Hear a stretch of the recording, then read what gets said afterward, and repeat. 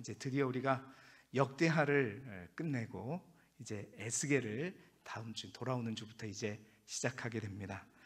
특별히 그 에스겔 말씀을 여러분들이 더 잘 읽으실 수 있도록 에스겔에 관한 개론으로 하늘이 열리며 라는 제목하에 하나님의 말씀을 함께 나누도록 하겠습니다.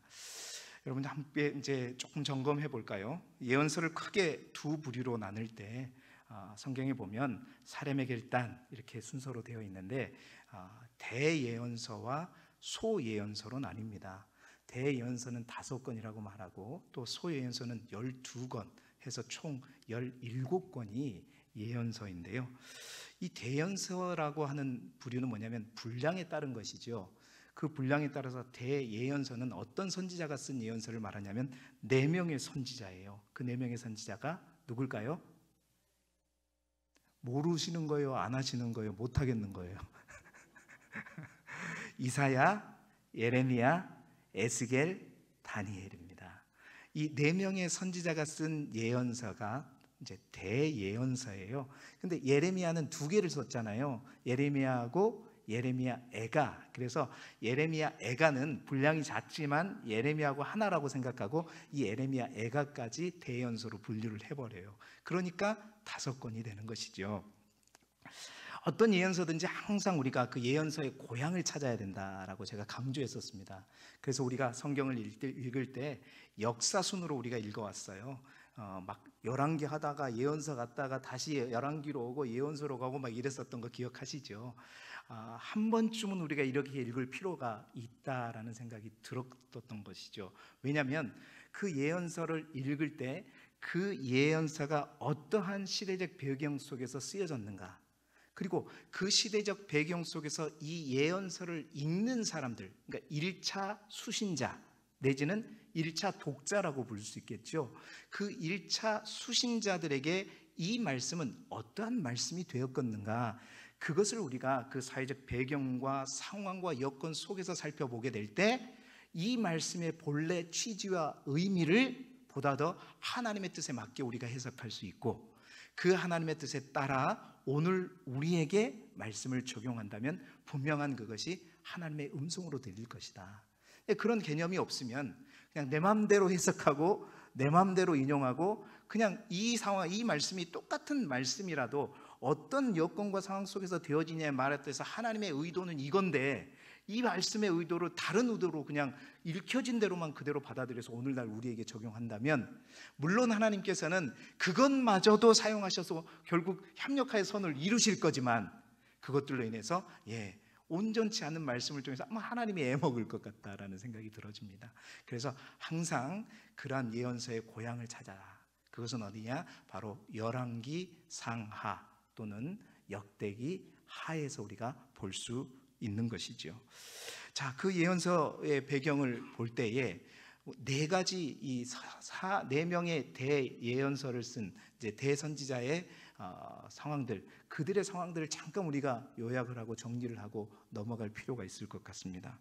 여러분, 4명의 선지자 중에서 이사야 선지자만 좀 다른 멀리 떨어진 시대에 예언을 했던 사람이라고 보시면 돼요. 약 차이가, 그러니까 4명 중에서 이사야와 예레미야, 에스겔, 다니엘 이 3사람은 비슷한 시기였어요. 근데 이사야는 하나가 쭉 떨어졌어요. 둘 사이의 이제 시간 차가 어느 정도 되냐면 약 130년 정도 됩니다. 자, 그럼 어떻게 목사님은 그렇게 잘 아세요? 쉽기 때문에 잘 알아요. 왜 쉽냐면 이 두 대예언자들, 이 대예언서를 쓴 4명의 예언자들이 집중적으로 분포해 있는 기둥이 있어요. 2개의 기둥이. 그 첫 번째 기둥이 뭐냐면 바로 첫 번째가 북이스라엘의 멸망이에요.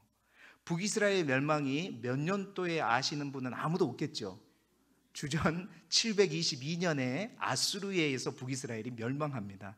722년에 북이스라엘이 멸망한 하나의 기둥이 있고, 그리고 남유다가 언제 멸망하는지 물어보지 않겠습니다. 주전 587년에 완전히 이제 예루살렘이 함락되면서 멸망이 되는 거죠. 그러니까 이 두 기둥을 사이에 두고 이사야는 이 앞에 기둥이 있잖아요. 북이스라엘이, 물론 이사야는 남유다 사람에서요, 남유다에서 예언을 했는데, 이 북이스라엘이 멸망한 이때 멸망으로 20년 전, 멸망 후 40년 동안, 근 60여 년 동안 예언했던 선지자가 누구냐면 바로 이사야 선지자이고요. 또 하나, 나머지 세 사람은 남유다가 멸망했었던 580년을 전후로 해가지고 예언했던 사람. 그러니까 멸망을 했으면 전에는 이제 예루살렘이 있었겠죠. 후에는 멸망해버린 다음이니까 예루살렘이 아니라 바벨론 포로로 끌려간 이후에 예언을 했다는 것입니다. 그래서 시대적으로 보게 되면 이 네 명의 선지자가 한 사람과 세 사람으로 나뉘고 그 사이에는 130년의 시간차가 있다는 거예요. 자, 왜 이걸 얘기하냐면 제가 에스겔을 접근하기 위한 것입니다. 그러면 에스겔은 이 두 가지 기둥 중에 어느 기둥을 중심으로 한 예언자예요?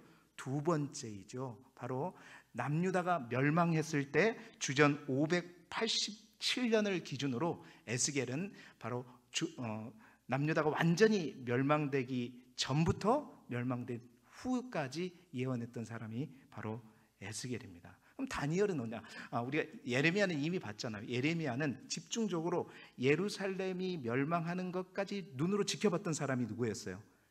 예레미야였습니다. 그러니까 예레미야는 남유다가 멸망하는 것들을 쭉 그 전부터 지켜보면서 멸망까지 지켜보고 바벨론 포로로 끌려갈 것 같다가 애굽으로 끌려가는, 그러면서 이제 예언을 마쳤던 선지자고요. 에스겔은 그 바벨론 2차 포로 때 끌려갑니다.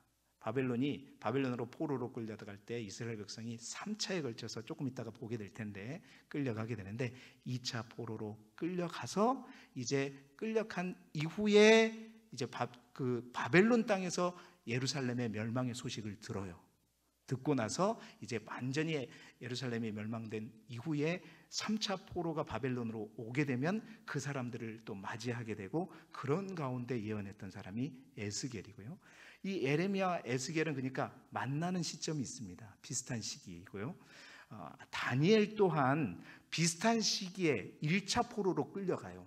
605년에 끌려가게 되는데, 그 605년에 끌려갈 때에 1차 포로로 끌려갈 때에 바벨론에서 예언했던 선지자가 이제 다니엘인데, 그 활동의 시작 시기는 비슷한데 이제 아주 오랫동안 어린 소년으로 갔다 보니까 아주 늦게까지, 가장 마지막까지 이 네 사람 중에서 예언을 했던 사람이 누구냐면 다니엘이라는 것이죠. 어찌됐든 그 네 사람 가운데 우리가 오늘 보게 될 예언자는 누구예요? 에스겔입니다. 에스겔은 사실 말씀드린 것처럼 예레미야와 이제 동일한 겹친 시기에 예언을 했던 선지자인데, 두 예언자를 조금 더 비교해 보자면 두 예언자 모두 예루살렘 함락을 정점으로 한, 그러니까 예루살렘의 남유다의 멸망을 전점으로 한 그러니까 유다의 멸망을 예언했던 선지자이기도 하고요. 예레미야도 그렇고 에스겔도 마찬가지입니다. 두 사람 또한 뭘 얘기했냐면 이제 바벨론 포로로 끌려와서 다시 이스라엘 백성이 회복되고 돌아올 것을 예언했던 선지자. 그러니까 두 예언자의 선포의 메시지는 똑같아요. 하나는 뭐예요? 남유다의 멸망과 또 하나는 남유다의 회복이죠. 그런데 그 두 가지 중에서 예레미야 선지자는 그 두 개 중에서 무엇에 더 중점적으로 예언을 할까요? 그렇죠, 멸망을. 왜? 그 멸망 이후의 시간들은 별로 예언을 하지 않기 때문에 회복도 얘기하지만 멸망을 중심으로 예언했던 선지자가 예레미야고, 그럼 에스겔은 이미 멸망해버린 이후에도 이제 예언을 했기 때문에, 멸망해버린 이후에는 멸망하기 전에도 예언했지만 그 이후에도 예언을 했기 때문에 어디에 더 포커스를 두었냐면 바로 이스라엘의 회복에 더 포커스를 두고 예언을 했던 선지자가 바로 에스겔입니다. 그러니까 두 선지자에게서는 비슷한 공통점이 있어요. 둘 다 제사장 가문이면서 뿐만 아니라 예언의 내용 또한 두 가지 비슷한 내용이지만 어떤 것이 더 중점이 되느냐에 따라서 다르다 보니까, 그리고 또 하나 다른 게 있어요. 예레미야는 예언을 어디에서 했죠? 어디에서 했어요? 바벨론이에요? 아니면 남유다예요. 남유다죠. 유다 땅에 있으면서 유다가 멸망하는 걸 직접 눈으로 봤던 사람 아닙니까? 그러니까 남유다에 있으면서 예언했던 사람이 예레미야고, 에스겔은요 2차 포로로 끌려가서 바벨론에서 포로가 되었을 때 하나님 앞에 부름을 받고 예언을 시작했던 선지자가 에스겔이다 보니까 똑같은 멸망과 회복을 예언하지만 어떤 상황에서 보느냐에 따라서 완전히 관점이 또 달라질 수 있어요.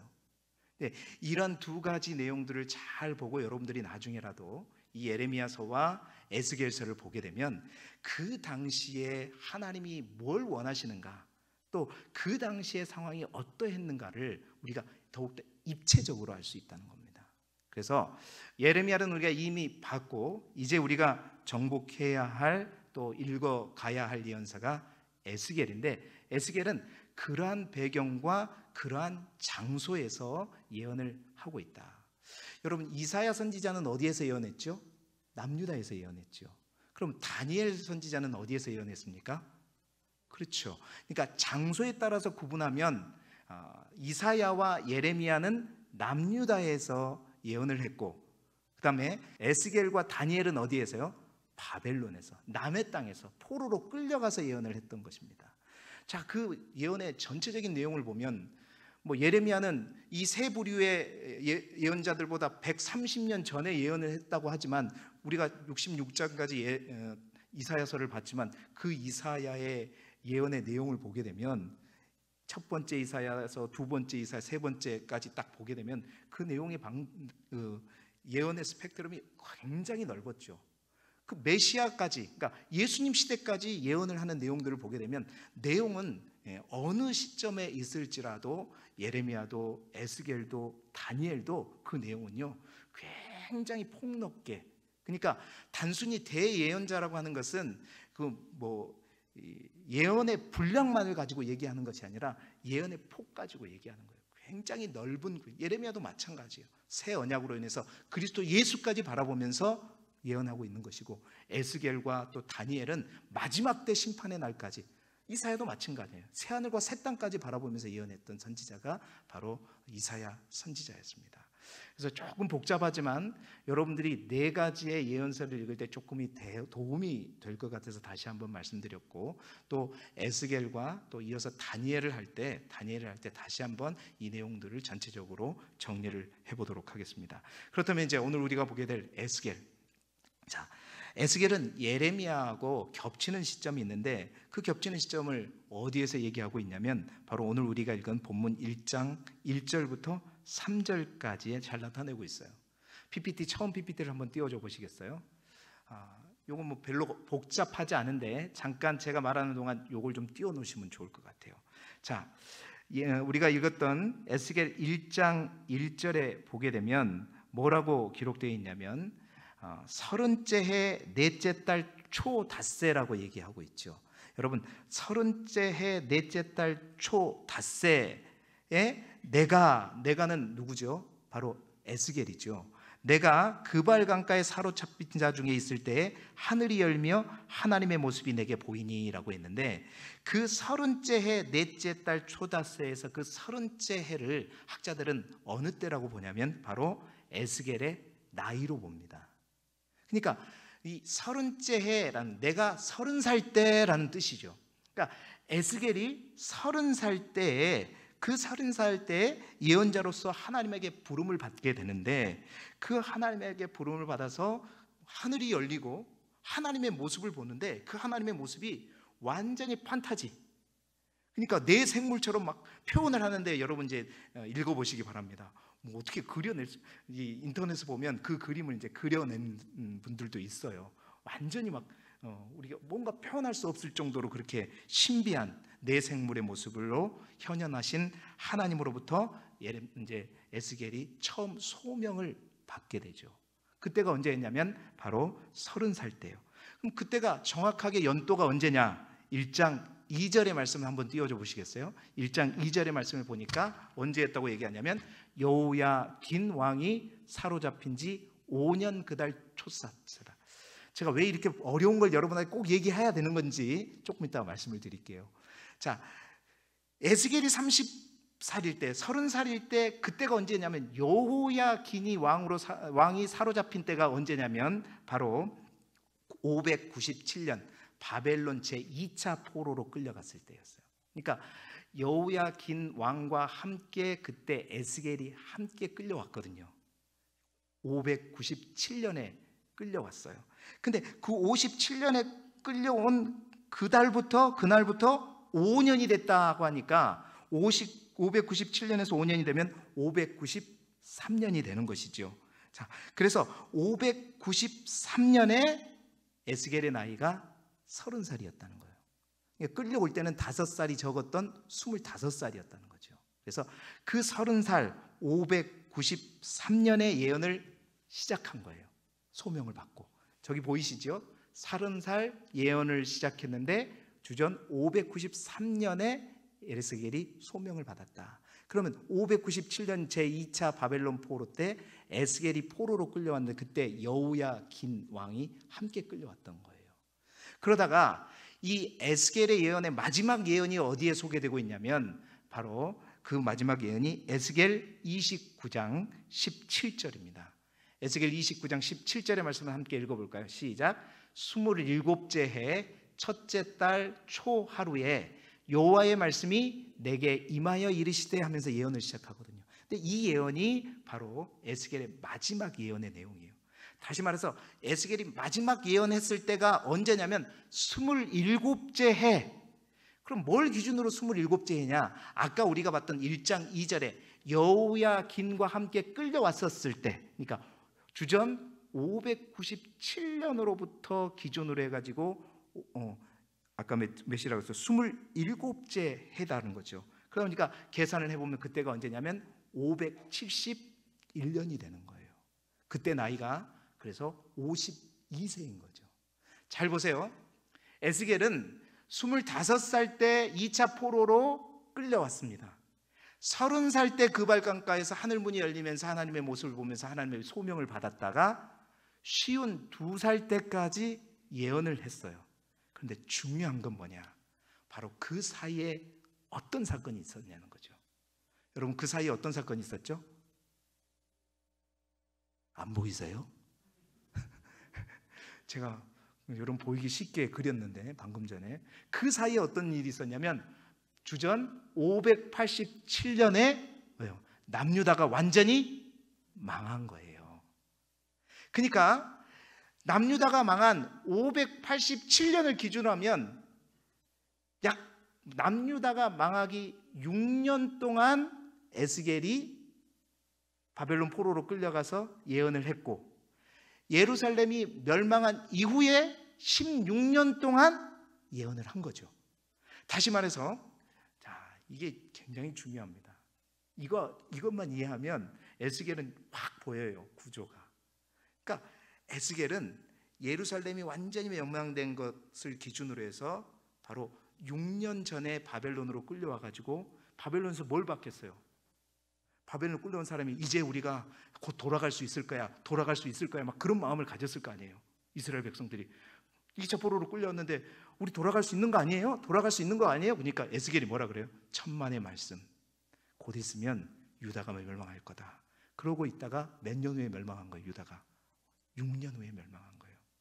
그러니까 그 6년 동안 에스겔이 예언했던 것은 뭘 예언했겠습니까, 여러분? 바로 무너져가는 유다를 바라보면서 예언을 했겠죠. 그러면 나머지 이제 멸망해버렸어요. 멸망함과 동시에 마지막 3차 포로로 끌려옵니다. 이스라엘 백성들이 끌려와서 지금 2차 포로로 있는 에스겔의 그 집단과 함께 합류를 하게 돼요. 그렇게 되면 이제 우리는 돌아갈 고향이 없다, 이제 끝났다 그러고 있을 때 이제 그 이후에 에스겔은 뭘 예언했겠어요? 이게 끝이 아니다, 끝이 아니다라는 거죠. 하나님께서 우리에게 징계를 하신 것이고 이제 우리 하나님께서 다시 회복시킬 때가 있을 것이다. 그것을 예언할 때가 바로 이 멸망 이후에 16년 동안 예언했던 에스겔의 내용입니다. 그런데 목사님, 왜 그러면 이렇게 숫자를, 날짜를 복잡하게 얘기하는 거냐? 그 이유가 있어요. 정말 여러분, 에스겔이 예언을 기록할 때 정말 다른 선지자들과 달리 에스겔이 너무너무 고마운 게 있어요. 그게 뭔지 아세요? 에스겔은요, 자신이 예언한 날짜들을요 정확하게 기록합니다. 내가 아까 27번째 해, 뭐 5번째 해, 몇 월, 며칠, 이렇게 계속해서 여러분 이제 성경을 읽어보시게 되면 그 날짜를 정확하게 기록하는데 더 고마운 것은 날짜를 정확하게 기록할 뿐만 아니라 그 날짜를 차근차근 시간 순대로 기록해요. 여러분 이제 1장부터 쭉 읽어가시게 되면 그 날짜가 정확하게 예언할 때가 기록되어 있는데 그게 시간 역사 순서대로 차곡차곡 기록한다는 것은 무엇을 의미해요? 우리가 분명히 자를 수 있는 거예요. 몇 장부터 몇 장까지는 예루살렘이 멸망하기 전에 예언한 거구나, 그리고 몇 장부터 몇 장까지는 예루살렘이 멸망한 후에 예언한 거구나를 파악할 수가 있다는 거죠. 이거는 굉장히 에스겔을 읽을 때 전혀 지식이 없이 읽는 것보다 이러한 내용을 딱 알고 에스겔을 읽게 되면 에스겔의 말씀이 어려운 말씀도 쉬워지고요, 어려운 말씀 넘어갈 거는 그냥 스킵하고 넘어갈 수 있어요. 에스겔이 그렇게 고마운 겁니다.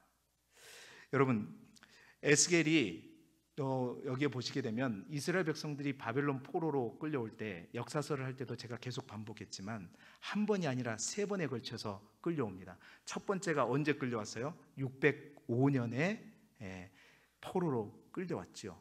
그때 누가 끌려왔냐면 다니엘이 끌려왔단 말입니다. 소년으로. 그때부터 끌려와서 소년된 다니엘이 이제 예언을 시작했죠. 그러나 본격적으로 시작한 건 그 이후였어요. 그리고 두 번째 포로가 언제 끌려왔냐면 597년에 2차 바벨론 포로로 끌려올 때, 거듭 말씀드리지만 여호야긴 왕과 함께 에스겔이 함께 끌려오게 되고, 마지막 이제 예루살렘이 멸망하면서 3번째 바벨론 포로가 587년에 끌려오거든요. 여러분, 이때 끌려올 때 남유다에 그냥 아주 비참하고 가난하고 그런 사람들 우리가 이미 봤잖아요. 다 놔두고 왔어요. 보잘것없고 그런 사람들이 아니라 끌려온 사람들은 대부분 남유다의 종교적 지도자나 관료나 군인이나 각종 기술자나 유력한 가문의 자녀들, 그러한 유력 인사들을 볼모이자 포로로 이제 자신의 제국 수도인 바벨론과 함께 그 통제 가능한 인근 지역으로 끌고 옵니다. 자, 끌고 왔었을 때 에스겔은 2차 포로로 끌려와서 25살의 나이로 끌려왔다고 했잖아요. 그는 이제 어떤 가문의 사람이 있냐면 남유다의 유력 가문 출신인 사독 계열의 제사장 가문의 미국 대통령 왕의 이름하고 똑같죠. 부시의 아들이 바로 에스겔이었습니다. 에스겔은 그래서 2차 포로로 끌려왔는데 그 2차 포로 때 끌려온 사람들이 이 세계 역사에 보면 어디에 정착촌에 배치되었냐면 유프라테스 강 주요 지류인 그발강의 니프로라고 하는 근처 그 지역에 이제 임시 정착촌에 그들이 살고 있었습니다.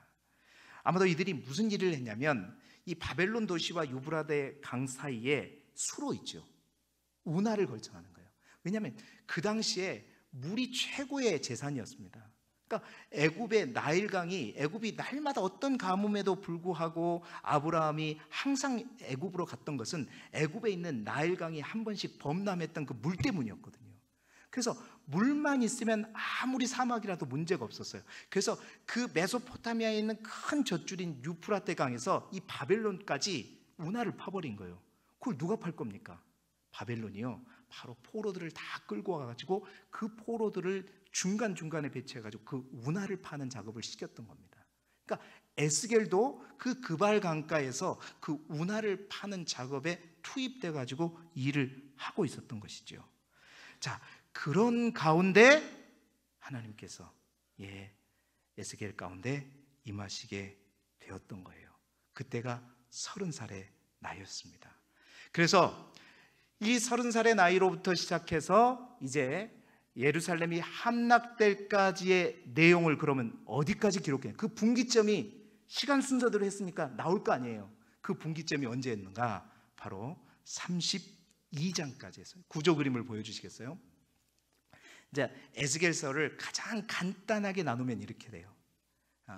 1장부터 32장까지 심판의 내용이고 33장부터 48장까지가 뭐냐면 바로 회복의 내용이에요.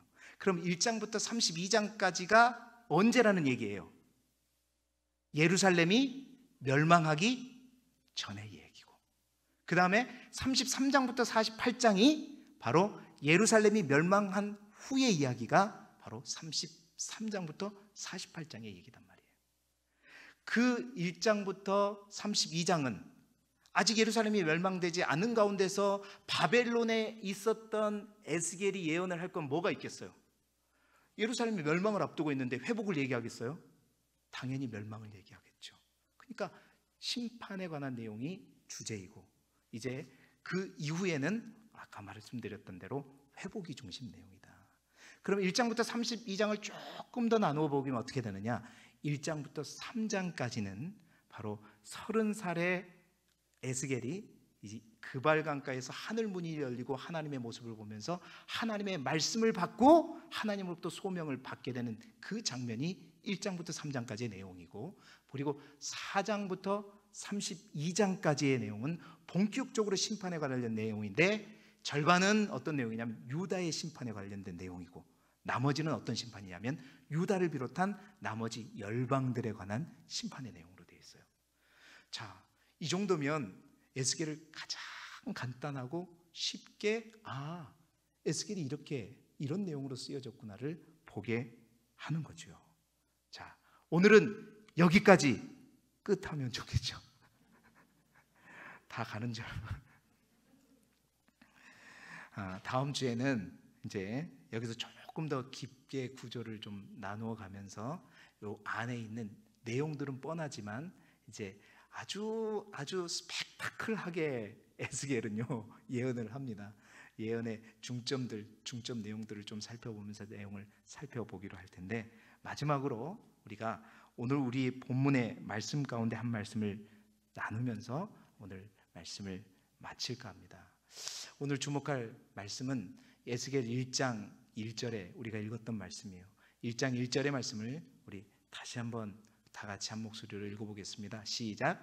30째 해 넷째 달 초대세에 내가 그발 강가 사로잡힌 자 중에 있을 때에 하늘이 열리며 하나님의 모습이 내게 보이니.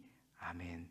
여러분, 그발 강가라 그랬죠? 그발 강가는 말씀드렸던 대로 어디냐면 유프라데스 강과 바벨론을 이르는 길다란 운하, 그 강가였습니다.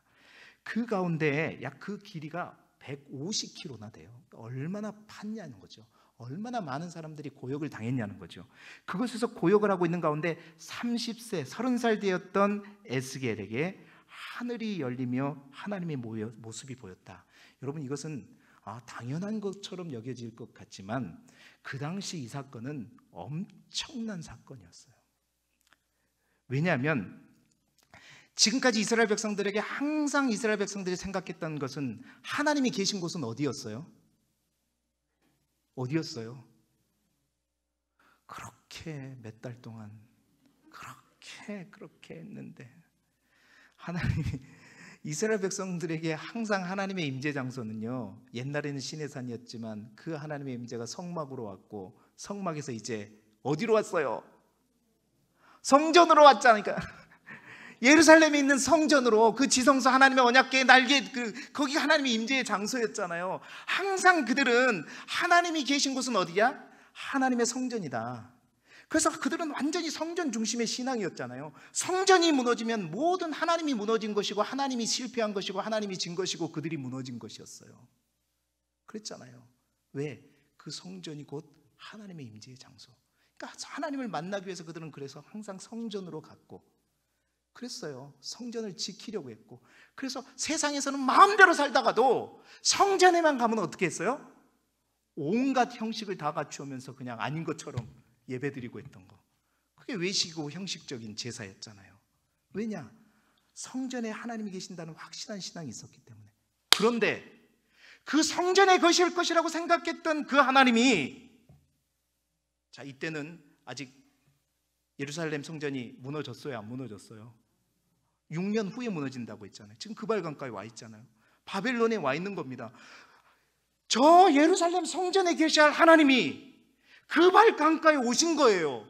그발 강가에 서서 모든 백성들이 고역하면서 힘들게 땅을 파면서 운하를 파고 있는데 30살 된 에스겔이 갑자기 하늘문이 열면서 하나님의 영광이 비치는데 그 하나님의 놀라운 모습을 보게 된 겁니다.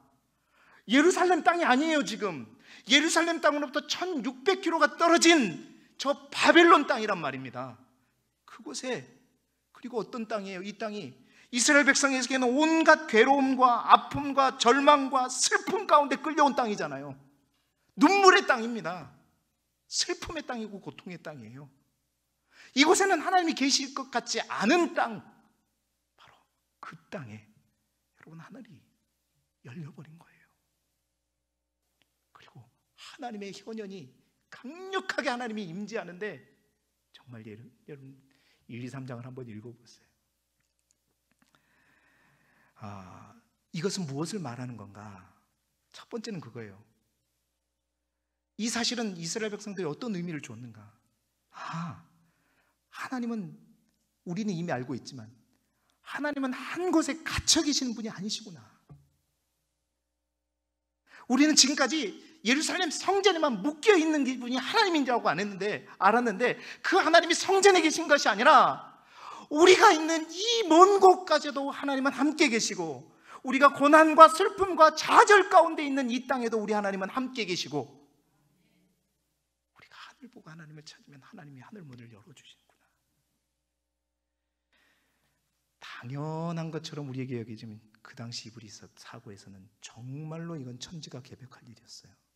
두 번째, 정말 이 하나님은 바벨론 땅에 사로잡힌 자들에게 그들의 아픔과 고통의 현장에 하늘의 문이 열렸다는 것은 하나님은 자기 백성을 징계하실지라도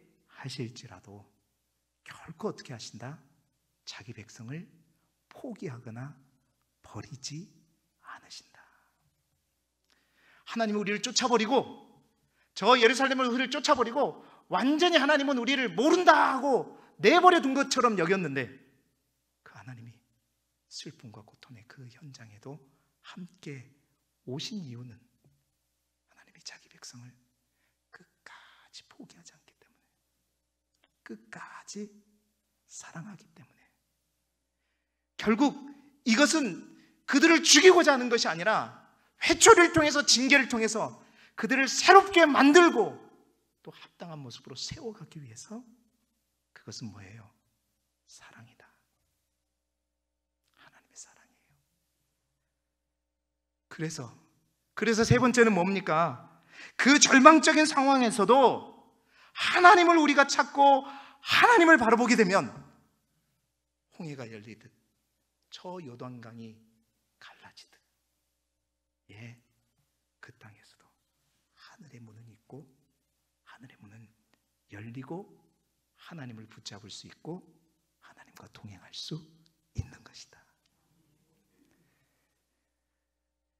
여러분은 어떤 땅에 계십니까? 여러분은 안전한 땅에 계십니까?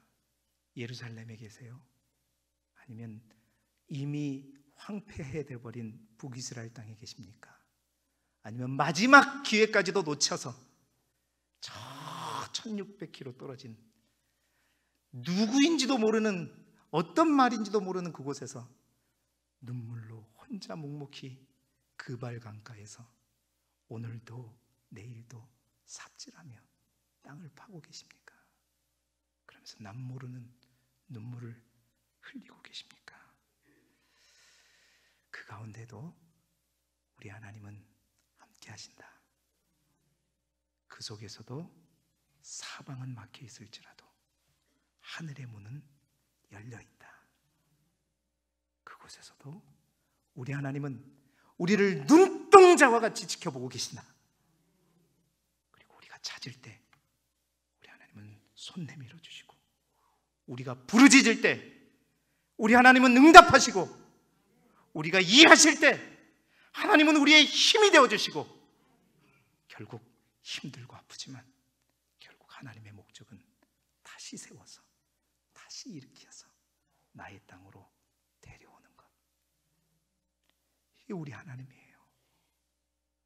여러분 어디에 있을지라도 하나님을 향한 소망의 끈을 결코 놓치지 마시기 바랍니다.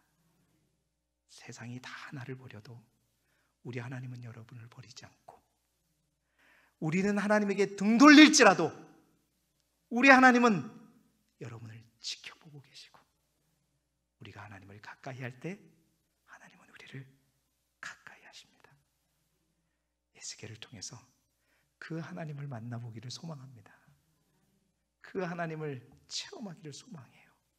그 하나님이 멸망과 심판 속에서 어떻게 회복으로 만들어 가신 그 놀라운 역전의 이야기가 바로 저와 여러분의 이야기이듯 우리의 이야기로 읽으시면서 에스겔을 통해서 진정한 회복을 누리는 저와 여러분이 되기를 그리스도 예수 이름으로 축복합니다. 기도드리겠습니다. 하나님 아버지, 이제 에스겔을 새롭게 시작하면서 에스겔을 어떻게 읽어야 할지 보게 하시니 감사합니다.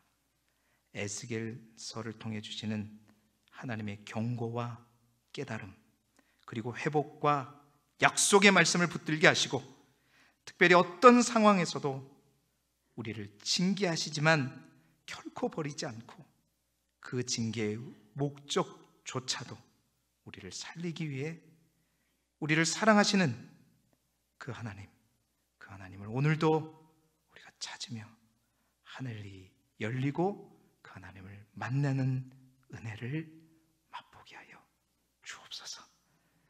이스라엘 백성의 회복의 이야기가 오늘을 살아가는 우리의 이야기가 될 수 있도록 성령 하나님 역사하여 주옵소서. 예수 그리스도 이름으로 기도드리옵나이다. 아멘.